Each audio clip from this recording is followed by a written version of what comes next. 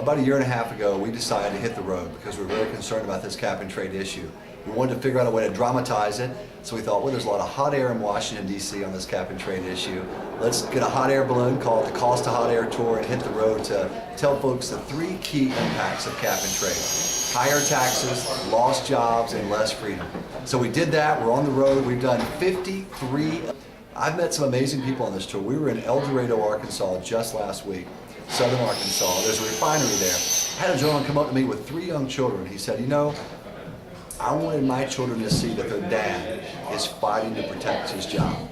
And it was a powerful thing to have a guy standing there in front of me, a big strong guy say, you know what, I wanted my 3 children to know their dad's out fighting for his job because he knows what's at stake with cap and trade.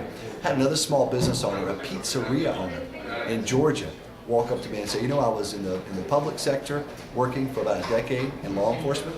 I left that because I wanted to be an entrepreneur, started a pizza parlor.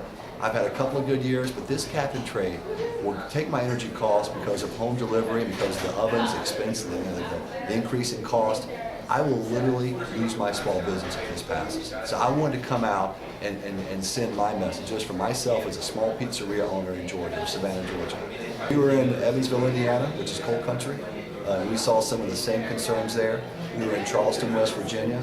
I mean, the coal company, as President Obama, he was honest about it. He said, look, we're not saying you can't build a coal-fired plant into this. We're just going to bankrupt you if you try. We were in Montana and North Dakota and South Dakota about 2 months ago.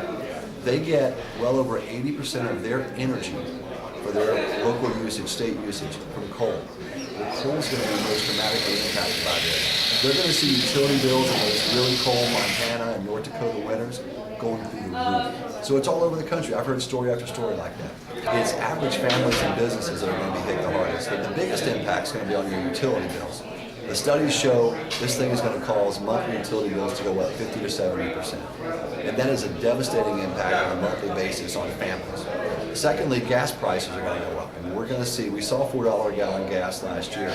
If Europe is any indication, we're going to see $6.50, $7 a gallon gasoline under this cap and trade thing.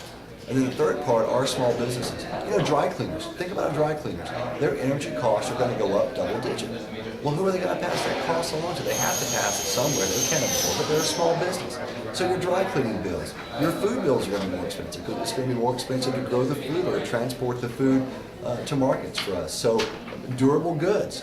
Goods like computers and refrigerators, and those are going to have to see dramatic price increases because when you increase the cost of energy to manufacturers or to transportation folks or anyone else, small businesses, those costs get passed along and it hits people across the board. It's not trickle down, it is direct and it's like a gusher. I mean, it's going to hit you full bore. Everything from the amount of money you spend on your gasoline for your car to your utility bill at the end of the month, to the price of your dry cleaning at the end of the month, to the price of the food you buy, to your grocery store bills, it's going to impact you across the board, and it's going to kill jobs across sectors other than just energy as well. Best estimates are, according to the National Association of Manufacturers, over 1 million jobs in the first decade gone because of this legislation. The crowds are huge. A year and a half ago, candidly, people weren't sure about this issue. They were concerned about offending the sensibilities of some of the environmental folks on this issue, but now they know what's at stake. They know jobs are at stake, their utility bills, their tax bills, their gas bills are at stake, and the very ability of this economy to compete is at stake. We're going to keep going until we beat this legislation. Next week we'll be in Indiana, Ohio, Virginia, West Virginia. 2 weeks later after that, we'll be back in Montana, we'll be back in North Dakota, back in South Dakota and Nebraska. So we're traveling the country.